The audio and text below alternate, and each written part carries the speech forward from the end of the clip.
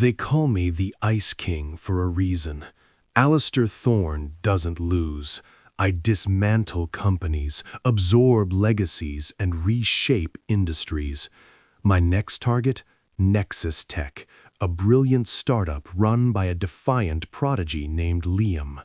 He walked into my boardroom radiating defiance, his eyes sparking with a fire I hadn't seen in years. I came to take his company. He thought he could stand in my way. Then fate intervened. The power cut. The elevator plunged us into darkness, stalled between the 44th and 45th floors. Now the air is thick with more than just corporate tension. He says he won't sell. I say he won't have a choice. And as the temperature rises in this confined space, the battle for control isn't just about the company anymore. It's about him.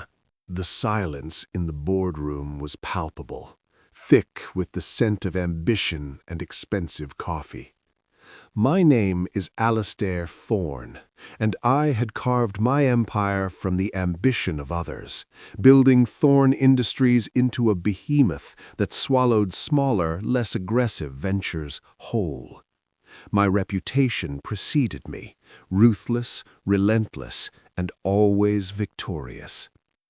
Today, my target was Nexus Tech, a relatively small but explosively innovative company. Its CEO, Liam, was a prodigy, a 28-year-old wonderkind who had built an empire from code in a coffee shop. He was also infuriatingly stubborn. He refused to sell, a challenge I found intriguing. He sat across from me at the polished mahogany table, his dark suit rumpled compared to my bespoke charcoal gray, his usually vibrant hazel eyes tired but defiant. He had a boyish charm that belied a steel-trap mind. I admired it, and I intended to crush it. "Mr. Thorne," Liam began, his voice surprisingly steady for a man facing a corporate execution. "We've been over this. Nexus Tech is not for sale. My team, my vision, it's not a commodity." I leaned back in my chair, my voice a low, controlled rumble. "Mr. Liam, every vision has a price, and I assure you my offer is exceedingly generous. Your vision, as you call it, will be absorbed into a larger, more stable infrastructure. You'll be handsomely compensated. Your team will be integrated. You can walk away a very rich man." He scoffed, a genuine, unpretentious sound. "And watch my life's work become a cog in the Thorne machine? No, thank you. We innovate, you acquire. We're fundamentally different." "Differences," I stated, my eyes fixed on his, "can be overcome or eradicated." A flicker of anger, raw and untamed, ignited in his gaze. It was precisely what I wanted to see. I thrived on resistance. It told me I was pushing the right buttons. The meeting dragged on, a meticulously choreographed dance of legal threats, financial projections, and thinly veiled intimidation. Liam, to his credit, held his ground with surprising tenacity. He was intelligent, quick-witted, and passionate, annoyingly so. Finally, after 3 hours, I rose. "This negotiation is going nowhere, Mr. Liam. My final offer is on the table. You have until 5 p.m. tomorrow to accept. After that, the gloves come off. And believe me, you do not want to see Thorne Industries when the gloves are off." Liam pushed back his chair, his jaw tight. "You'll regret this, Alistair." "Perhaps," I murmured, a faint predatory smile touching my lips, "but I doubt it." I turned to leave, my legal team falling in behind me like loyal hounds. The tension in the room was a living thing, buzzing with unspoken threats and frustrated ambition. I allowed myself a moment of satisfaction.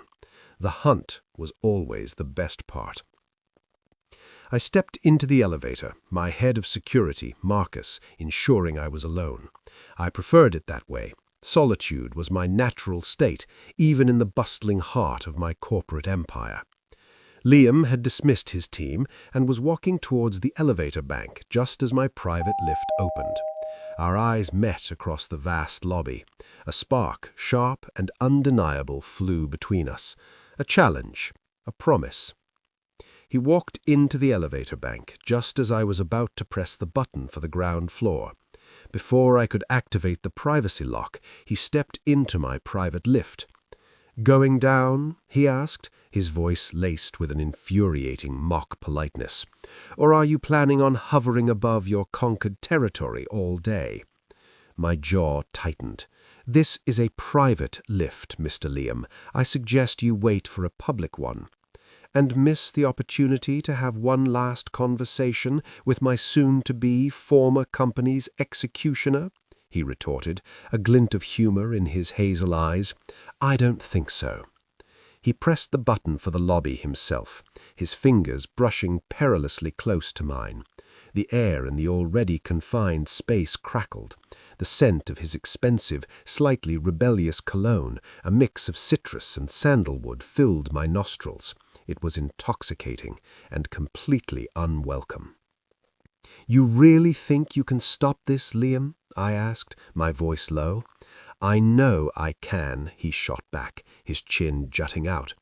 "You underestimate passion, Alistair, and loyalty, things you wouldn't understand." "Passion burns out," I countered, my eyes locking onto his. "Loyalty is bought. Success is earned through strategy, not sentimentality." The elevator shuddered then. A deep, grinding groan echoed through the shaft. The lights flickered, dimmed, then went out completely, plunging us into absolute darkness. The red emergency light sputtered to life, casting an eerie crimson glow over our faces. The elevator groaned again, then lurched violently, dropping a few feet before stopping with a bone-jarring thud. We were suspended in the suffocating silence, somewhere between the 44th and 45th floors. "What the hell was that?" Liam's voice, usually so confident, was laced with a tremor of fear. My own heart, usually a steady drum, gave an uncharacteristic lurch. "Power failure," I stated, my mind immediately assessing the situation. "Emergency brakes engaged. We're stuck." Liam fumbled for his phone. No signal, of course. The silence pressed in, heavy and suffocating. The air grew thick. The temperature began to rise. The elegant silk of my tie suddenly felt like a noose. I looked at Liam, his face illuminated by the harsh red light, fear warring with frustration. He was trapped. With me, the man who wanted to destroy him. "Well, Mr. Thorne," he said, a ghost of a defiant smile touching his lips, "it seems your corporate takeover just hit a snag." I stared back at him, a strange, unwelcome thrill coursing through me. Trapped, in the dark, with my rival. The game just became a lot more interesting and infinitely more dangerous.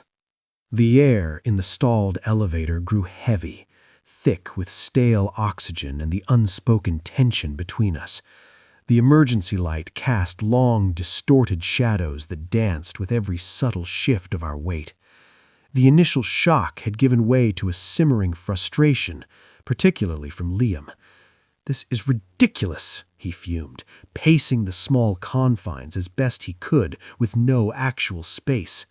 "Thorne Industries building, high-tech, state-of-the-art infrastructure, and the power goes out like it's a third-world country." "Even the best systems fail, Liam," I replied, my voice calm, almost detached. "It's an old building, retrofitted. The grid here is temperamental." I wasn't about to admit to any flaw in my empire, even to myself. "Temperamental?" he scoffed, running a hand through his already messy hair. "My entire life is on the line, and your building is temperamental?" I watched him, a strange fascination taking root. Stripped of his boardroom bravado, with his tie askew and his face smudged, he looked less like a rival CEO and more like a very attractive, very frustrated young man. The heat was becoming unbearable. My custom-tailored suit, usually a symbol of my power, now felt like a second skin, stifling me. I reached up, undid my top button, and pulled off my silk tie, tossing it onto the floor. Liam's eyes, wide and startled, followed the movement. "What are you doing?" "Attempting to avoid heat stroke," I replied dryly. "I suggest you do the same, unless you prefer to boil in your own ambition." He hesitated, then with a frustrated huff unknotted his own tie and pulled it off with more force than necessary. He then unbuttoned the top 2 buttons of his shirt, revealing a glimpse of toned chest and collarbone. The air in the elevator grew even heavier. "So," Liam said, trying to regain some semblance of control, "how long do you think we'll be here? Your people must be working on this." "Likely hours," I admitted, checking my expensive watch, which glowed faintly in the dim light. "Potentially longer. Emergency services will be overwhelmed by a citywide outage. Rescuing 2 CEOs from a stuck elevator is low priority." His shoulders slumped. "Great, just great. Trapped with the man who wants to destroy me, and I left my phone charger in my office." "Your priorities are admirable," I mused, a faint smirk touching my lips. "Still focused on your phone?" "My company is on that phone, Alistair," he retorted, standing up too fast and bumping his head on the low ceiling. He cursed under his breath. I felt an unfamiliar urge to reach out, to steady him. I suppressed it. Control, always control. Hours crawled by. We talked, or rather, we argued, about business ethics, about innovation, about the ruthless nature of capitalism. We circled each other, verbally sparring, each word a parry, each sentence a thrust. But as the oxygen thinned and exhaustion set in, the edge of our animosity began to fray. He asked about my childhood. I, surprisingly, found myself telling him about the early struggles of Thorne Industries, the loneliness of leadership. He told me about building Nexus Tech from a dorm room, fueled by ramen and a burning desire to change the world. In the dark, the corporate masks began to slip. "You know," Liam said, leaning against the cool metal wall, his voice softer now, "you're not exactly how I pictured the Ice King. I thought you'd be colder, more robotic." "And you," I countered, my gaze sweeping over his disheveled form, "and you are not the naive prodigy I was warned about. You have a backbone, Liam. I respect that." The compliment hung in the air, heavy with unspoken meaning. Respect. From me? It was a rare, precious thing. "Respect doesn't stop you from trying to take my company," he pointed out, a trace of his old defiance returning. "No," I admitted, "but it might make me consider a different approach." The words surprised even myself. A different approach? I, Alistair Thorne, deviated from a perfectly calculated strategy? It was unprecedented. The elevator shuddered again, less violently this time. A low hum started, then died. Hope flickered, then extinguished. "We're running low on water," Liam said, his voice now raspy. "My throat feels like sandpaper." I reached into my inner jacket pocket, pulling out a slim silver hip flask. "Scotch," I offered. "Might not quench your thirst, but it'll dull the discomfort." He looked at me, suspicion in his eyes, then resignation. He took the flask, his fingers brushing mine. The contact was electric, a jolt that went straight through me. He took a cautious sip, then another, a soft groan of relief escaping his lips. "Better?" I asked, my voice a little rougher than I intended. He nodded, handing it back. "Surprisingly. Thank you, Alistair."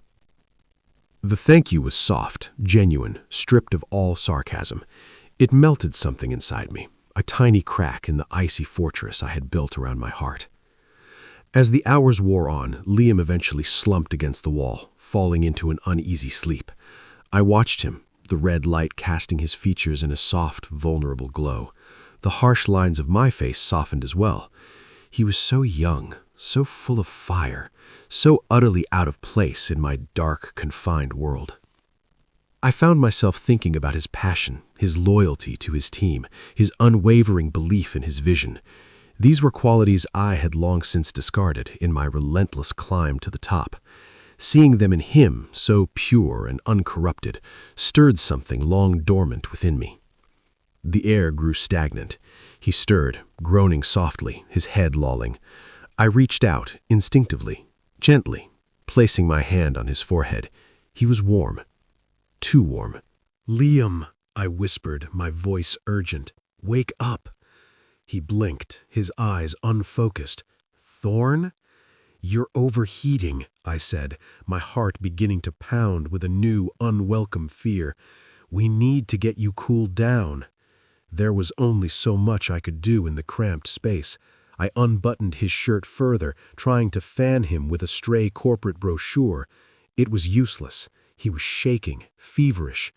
My gaze fell to the floor. The space was limited. The only way to cool him down was to get closer, to press my cooler body against his. "This is going to be uncomfortable," I warned, my voice tight, as I carefully maneuvered him until he was leaning against me, his head against my shoulder, my arm wrapped around his waist. He made a soft sound of protest, but then, as my body heat began to slowly draw the fever from his, he relaxed, his breathing evening out. The scent of him, no longer unwelcome, now filled me, a mix of sweat, scotch, and that intoxicating cologne. I held him, my powerful rival, my intended conquest, safe in my arms in the oppressive heat and darkness of the stalled elevator. The hostile takeover wasn't going as planned. In fact, it was beginning to feel terrifyingly personal. The morning light, when it finally pierced the darkness, was a blinding, unwelcome intrusion. It streamed through the narrow crack where the elevator doors had been pried open, illuminating Liam's face, still flushed with fever, nestled against my shoulder. My arm was still around him, my hand resting gently on his waist. He stirred, blinking, then his eyes snapped open. He looked up at me, then down at our entangled position, and a flush, deep and immediate, spread across his cheeks. He quickly pulled away, scrambling to create distance between us in the tiny space. "Oh, God," he muttered, running his hair through his head. "I'm so sorry, Alistair. I didn't mean to." "You were overheated," I cut him off, my voice rough, but laced with a surprising tenderness. "You needed to be cooled down, nothing more." I tried to inject my usual cool detachment, but it felt hollow. The truth was, I hadn't wanted to let go. The voices of the firemen finally reached us, muffled at first, then clearer. "Anyone in there? We're getting you out." Relief, sharp and overwhelming, flooded through me, but mingled with it was a strange, unwelcome pang of disappointment. The strange, intense intimacy of the night was over. The doors groaned open with a hydraulic hiss, revealing the bright, fluorescent lights of the 44th floor and a team of worried-looking firefighters. They stared at us, two disheveled CEOs, one with his shirt undone, the other looking surprisingly rumpled, emerging from the dark, stalled elevator. "Mr. Thorne, Mr. Liam, are you both all right?" a young fireman asked, clearly trying to hide his surprise. "We're fine," I stated, my voice resuming its usual commanding tone as I helped Liam, still a little shaky, to his feet. "Just a minor inconvenience. Thank you for your assistance." Liam, however, looked utterly mortified. He avoided my gaze, adjusting his crumpled shirt. The corporate world, with its rules and expectations, was rushing back in, extinguishing the fragile connection we had forged in the dark. I had my legal team waiting in the lobby.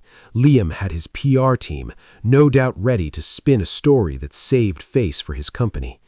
We walked out of the elevator bay, into the chaos of the lobby, and were immediately separated by our respective retinues. "Alistair, are you all right? We've been frantic. Marcus, my head of security, practically tackled me. I looked over his shoulder, catching a glimpse of Liam being ushered away, his blonde hair still messy, his shoulders hunched. He didn't look back. The next few days were a blur of damage control and rescheduled meetings. The city's power grid was still unstable. My lawyers were pressing Liam's team hard.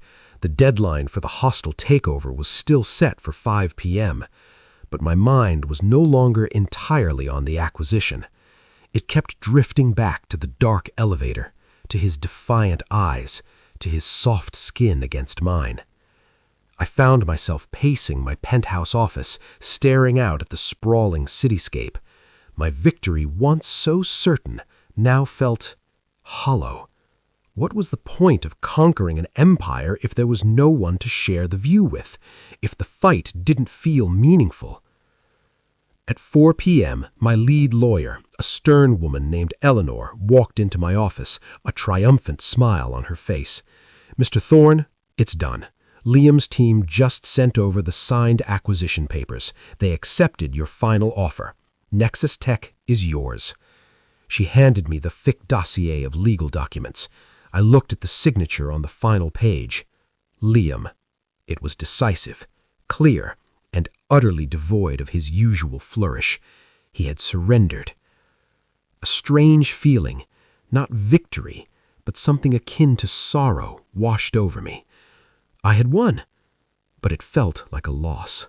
"Cancel the acquisition," I said, my voice quiet, shocking Eleanor into stunned silence. "Sir?" she stammered, thinking she'd misheard. "Cancel it," I repeated, my gaze fixed on the papers. "Send a new offer, a partnership, 50-50. We'll merge, not acquire. He remains CEO of Nexus Tech, operating under the Thorne Industries umbrella, but with complete creative autonomy, and a seat on the board of Thorne Industries." Eleanor gaped at me. "But sir, that's unprecedented. After all this time, all this leverage, why—" "Because," I interrupted, my eyes meeting hers, "some things are worth more than a hostile takeover. Some things are worth building, not just buying." She eventually recovered, her professionalism kicking in. The new offer was drafted, sent. I waited, and for the first time in years I felt a flicker of anxiety, a raw vulnerability I hadn't known I possessed. Had I misread him? Had the heat of the elevator, the forced proximity, the shared fear, had it all been an illusion? An hour later, my phone buzzed. It was a text from an unknown number. "Liam. Thorne, you're serious?" My fingers, usually so steady, trembled slightly as I typed. "Alistair. Completely. Liam. Meet me for a drink, the old speakeasy, 8 p.m. A wave of relief so profound it almost buckled my knees washed over me. He hadn't rejected me. He was inviting me. That night, in the dim, intimate glow of the speakeasy, Liam was waiting. He was dressed in a casual yet impeccably styled dark sweater. No suit, no ties. He looked relaxed. He looked at me, a soft, hesitant smile playing on his lips. "So," he said, holding up a glass of amber liquid, "to unprecedented partnerships?" I raised my own glass, meeting his gaze. My heart, the one I thought was made of ice, swelled with a warmth I hadn't felt in decades. "To unexpected acquisitions," I corrected, my voice softer than I thought it could be, "and to the fact that some things are worth fighting for, Liam, on the battlefield and in the dark." And as our glasses clinked, I realized the hostile takeover had indeed happened, but I hadn't conquered his company. I had, in the most unexpected way, acquired his heart, and in doing so, he had, quietly and defiantly, taken over mine. Alistair Thorne was known as the Ice King, a ruthless conqueror of corporations. Liam was the defiant prodigy fighting for his vision. 30 minutes trapped in a stalled elevator changed everything, proving that sometimes the greatest power isn't in what you own, but in who you become with someone else. If you felt the sparks fly in that confined space, if you love a story where rivals find passion, please like this video and subscribe to Gay Stories Chronicles. Your support helps us tell these high-tension, high-stakes tales of unexpected connection. Turn on the notification bell so you don't miss our next chapter.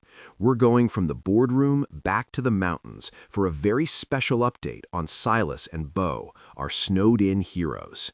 Comment below. If you were Alistair, would you have still gone through with the hostile takeover, or would you have torn up the contract for love? We want to hear your thoughts. Thank you for being part of the Chronicles. Until next time, remember that some battles are meant to be lost for a much greater win.